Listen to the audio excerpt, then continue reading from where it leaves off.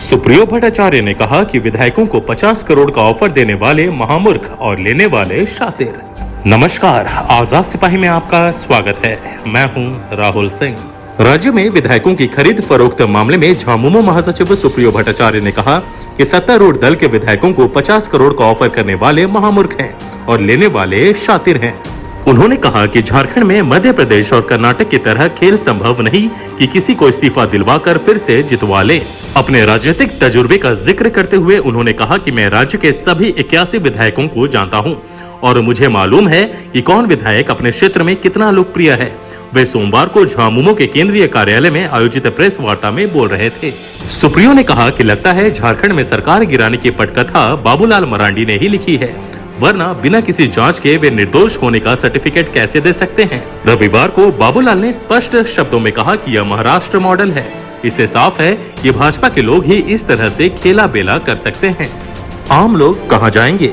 सुप्रियो ने कहा कि राज्य का प्रथम मुख्यमंत्री ही जब पुलिस को अपने गन शॉट पर लेता है और सीधा धमकी देते हुए कहता है कि आप अपने अनुसंधान को बंद कीजिए, नहीं तो रिटायरमेंट के बाद हम आप पर मुकदमा चलाएंगे। यदि वे पुलिस को धमकाएंगे, पुलिसिया जांच पर उन्हें धमकी देंगे, उनके ऊपर बंदूक तानेंगे, तो आम लोग कहां जाएंगे? तब तो पुलिस ही दबाव में आ जाएगी। उन्होंने कहा कि भाजपा के एक सांसद भी पुलिस को धमकाते हैं, क्या उन्हें भी संरक्षण मिला हुआ है? उन्होंने कहा कि बाबूलाल मरांडी महाराष्ट्र मॉडल से प्रेरित लगते हैं। वहां के पूर्व सीएम देवेंद्र फडणवीस की तरह सुबह से ही वे मुख्यमंत्री पद की शपथ लेने को तैयार रहते हैं। वास्तव में भाजपा बाबूलाल से किसी भी मसले पर उलझुल बयान दिलाकर उन्हें बेइज्जत करने में लगी रहती है। 12वां मंत्री बनाना मुख्यमंत्री का विशेषाधिकार। एक सवाल के जवाब में उन्होंने कहा कि यह मुख्यमंत्री का विशेषाधिकार है कि वे 12वां मंत्री बनाएं या फिर 11 की फुटबॉल टीम के साथ खेलें। यदि इनमें से कोई इंजर्ड हो जाएगा तो उसका रिप्लेसमेंट हो जाएगा। उन्होंने कहा कि झामुमो का हर विधायक क्षेत्र और पार्टी से जुड़ा है, वे पार्टी के प्रति पूरी तरह समर्पित है। कि पूर्व में देश के मंत्री रहे, इस राज्य के मुख्यमंत्री रहे लोग यदि पुलिस को धमकाने का काम करेंगे, यदि पुलिसिया जांच पर उनको धमकी देंगे, उनके ऊपर में बंदूक तानने का काम करेंगे, तो आम लोग कहां जाएंगे? यदि पुलिस ही दबाव में आ जाएगी, ये बहुत गंभीर सवाल है और ये संवैधानिक सवाल भी है। इस राज्य में माननीय राज्यपाल महोदय भी, उनके पास भी अखबारें जाती है, इलेक्ट्रॉनिक मीडिया को वो भी देखते हैं। मेरा उनसे विनम्र आग्रह कि उस पर उनको स्वतः संज्ञान लेना चाहिए। और जो व्यक्ति यह दावा करता है कि मैं भारतीय जनता पार्टी का विधायक दल का नेता हूं, भले वो व्यक्ति 2019 में झूठ बोलकर चुनाव जीतकर आया भाजपा के खिलाफ, लेकिन आज यदि दावा करता है तो माननीय राज्यपाल के पास में यह अधिकार है कि माननीय राज्यपाल उनकी सदस्यता से उनको बर्खास्त करें। ये संभव नहीं है कि संघीय ढांचा में रहकर जो विधायी शक्ति जिनके पास निहित है, वो कार्यपालिका और न्यायपालिका को आज कुछ नए कौतूहल जो बाबूलाल जी के मन में है। बाबूलाल जी ने कल बहुत स्पष्ट रूप से कहा कि जो 3 लोग पकड़े गए उसमें एक दिहाड़ी मजदूर है जिसकी कमाई 300 रुपये प्रतिदिन है, दूसरा एक फल विक्रेता है जिसकी कमाई महीने में मार काट कर 10,000 रुपये, और चौथा और तीसरा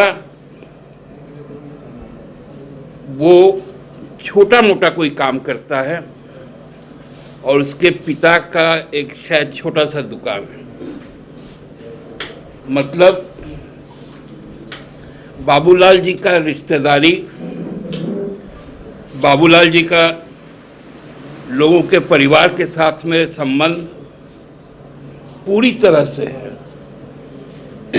वो सबकी कमाई जानते हैं, इसलिए उन्होंने कहा कि बिना शर्त तीनों को रिहा कर दिया जाए। बाबूलाल जी को कहाँ से मालूम चल गया? उनका पारिवारिक पृष्ठभूमि, बाबूलाल जी से उनकी जो नज़दीकियां हैं उनको उन्होंने स्वीकार की है। लेकिन जो मीडिया में जो खबरें आ रही हैं कि ये बात सत्य नहीं है, लोगों का कई राजनीतिक व्यक्तित्वों के साथ में अंतरंग संबंध है, सोशल प्लेटफॉर्म पर उनकी तस्वीरें हैं, उनका जो ड्रेस कोड है वो कहीं से भी नहीं लगता कि बाबूलाल जी के, चूंकि बहुत नज़दीकी लोग हैं तो उतना माली हालत उनकी भी खासा नहीं है, क्योंकि बाबूलाल जी भी अच्छा कपड़ा लत्ता पहनते हैं और अपने जानने वालों को भी कपड़ा लत्ता लेते हैं। उन्होंने बहुत स्पष्ट शब्दों में कहा कि ये महाराष्ट्र मॉडल है, क्योंकि उन्हें मालूम था कि भारतीय जनता पार्टी का महाराष्ट्र के साथ में जो रिश्ता है और वहाँ जो संपन्नता है भारतीय जनता पार्टी का, वही लोग इस तरह से खेला बेला कर सकते हैं। और जो सूचना ये भी आई कि सारे लोगों का संबंध मुंबई के लोगों के साथ था, उसमें भाजपा के भी कोई पूर्व मंत्री हैं,